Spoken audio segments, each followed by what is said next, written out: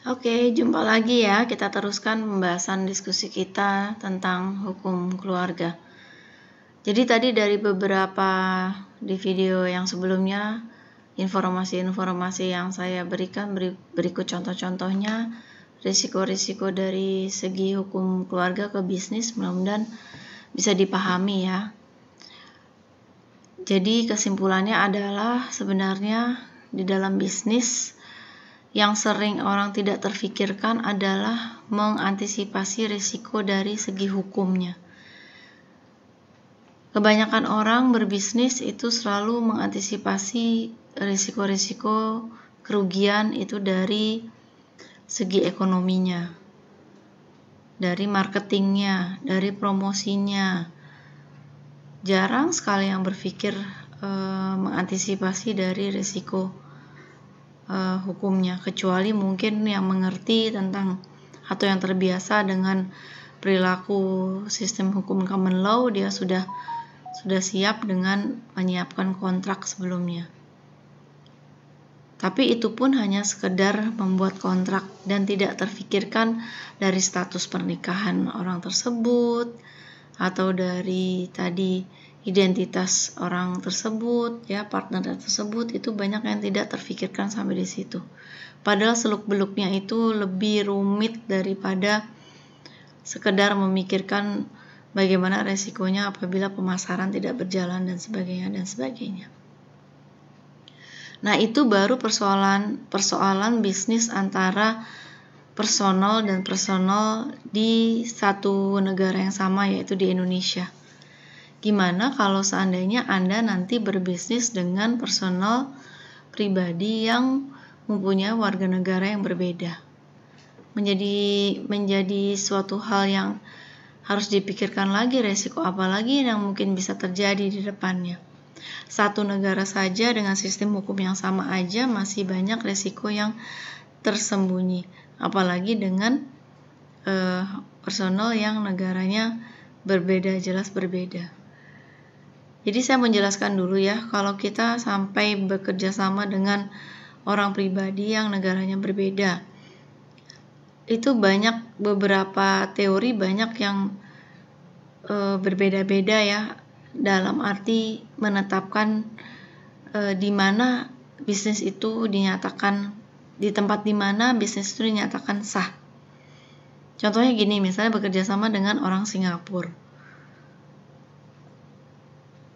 Misalnya ada kontrak, pasti ada kontraknya karena orang common law pasti minta kontrak. Tapi pertanyaannya adalah kontrak itu menyatakan bisnisnya ada di mana?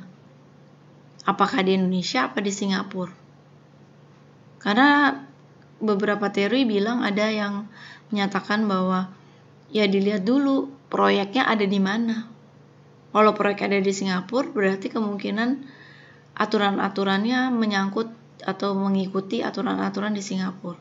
Berarti orang yang Indonesia harus mengerti dulu seluk-beluk dari aturan di Singapura. Juga tentang hukum keluarganya di mereka bagaimana.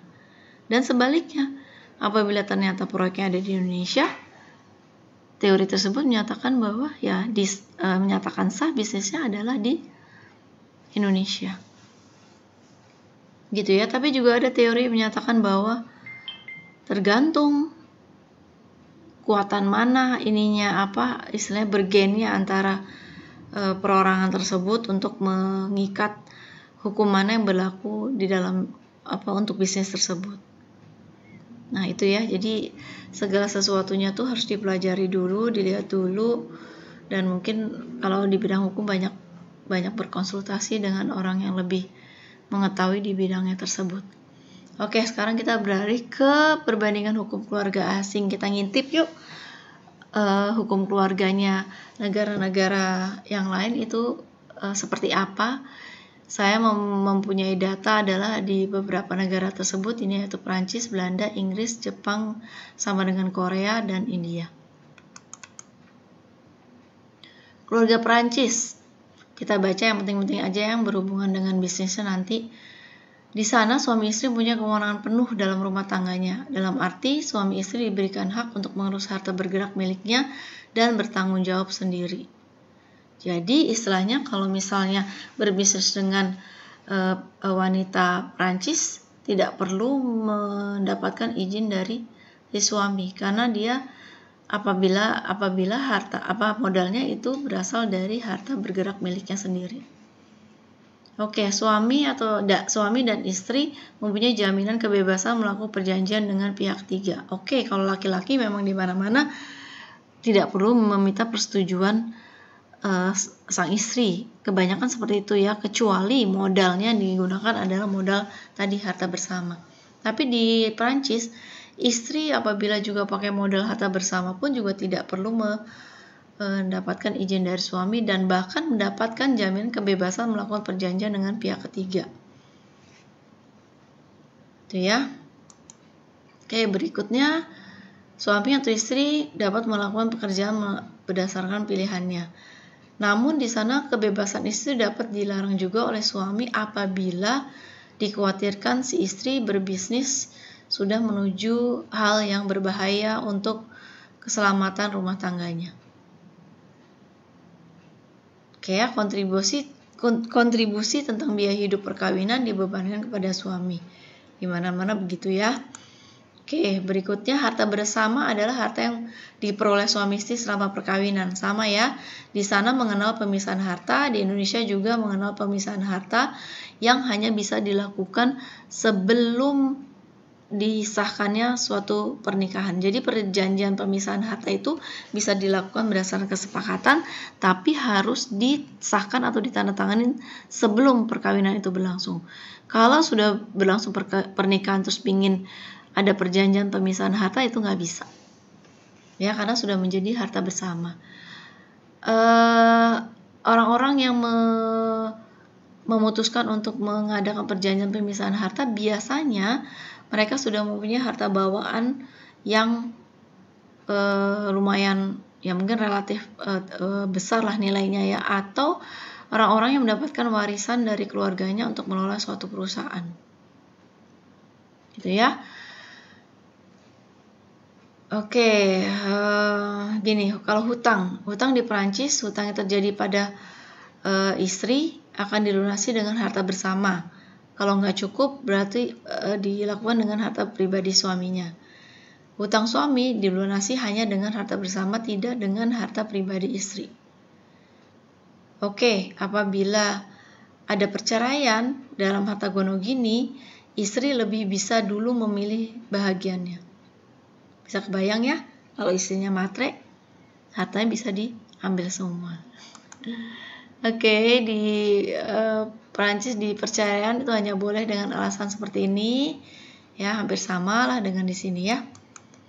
Oke, Belanda, belanja rumah tangga dipikul bersama, suami istri wajib itu bersama kecuali bila istri sebagai sumber utama penafkah keluarga. Harta bersama sama ya. Nah, ini di keluarga Belanda agak unik, mereka tidak mengenal perceraian seperti halnya Katolik gitu ya, agama Katolik juga seperti itu, tapi mereka hanya mengenal istilah pembubaran perkawinan. Pembubaran perkawinan itu artinya gini, mereka dibolehkan untuk pisah rumah dalam waktu sampai 3 tahun, tetapi selama 3 tahun itu pemerintah dalam hal ini pihak pencatatan sipil di sana itu continue untuk memberikan mediasi kepada mereka berdua sampai ya tujuannya mediasi itu adalah mereka rujuk lagi.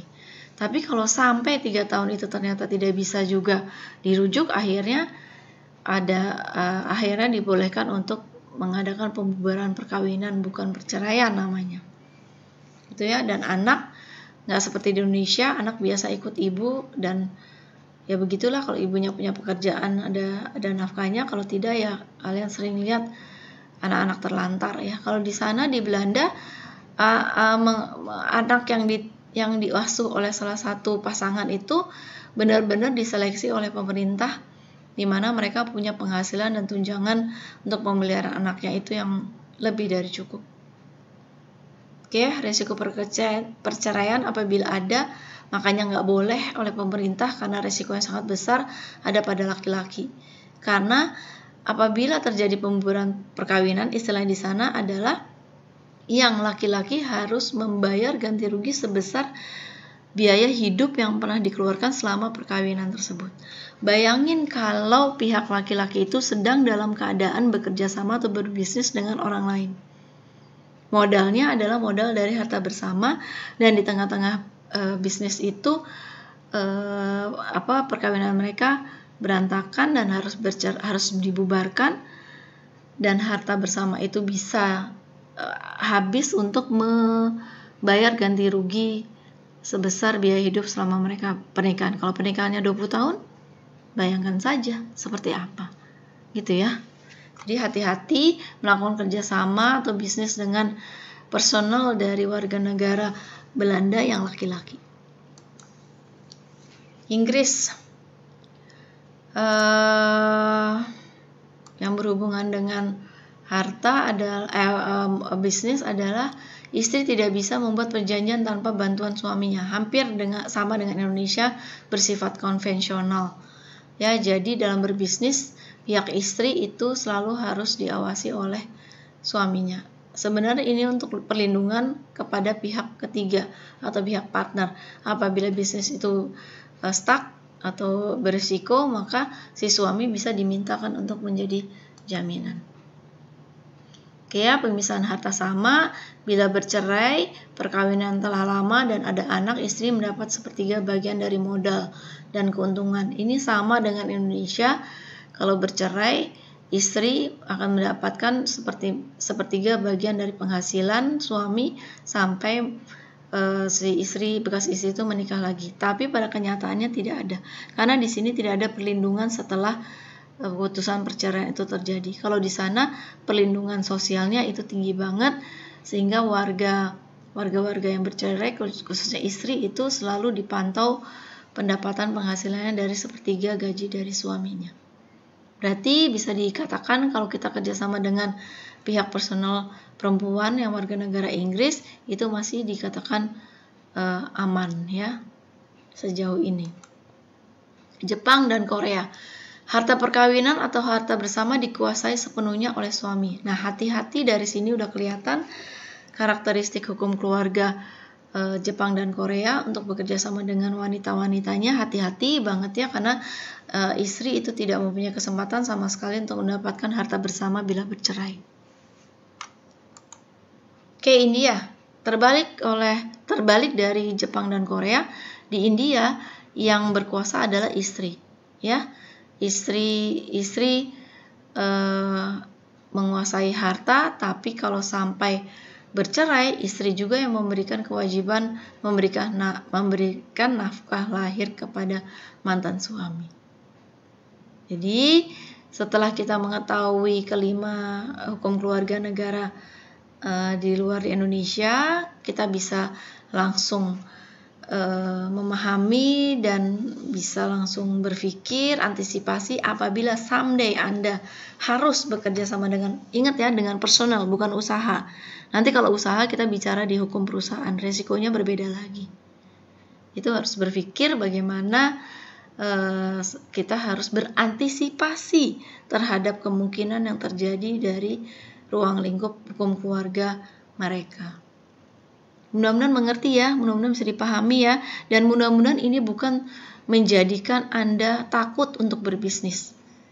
Ya, jadi berbisnis itu selalu harus dilakukan supaya kita bisa hidup, namun kita diberikan pemikiran lebih oleh Tuhan untuk berpikir mencegah hal-hal yang akan bisa terjadi ke depannya dengan antisipasi, dengan tentunya mencari tahu informasi tentang apa yang kemungkinan bisa timbul resiko dari tindakan-tindakan kita di dalam berbisnis tersebut. Ya, semoga informasi yang sesingkat ini bisa menambah wawasan Anda dan bisa di-share kepada keluarga atau teman-teman dekat atau lingkungan terdekat apabila Anda tahu rekan Anda atau saudara Anda atau keluarga Anda akan melakukan bisnis dengan personal. Terima kasih, sampai jumpa di video berikutnya berarti kita masuk ke pertemuan ketiga tentang hukum kebendaan dan hukum kekayaan.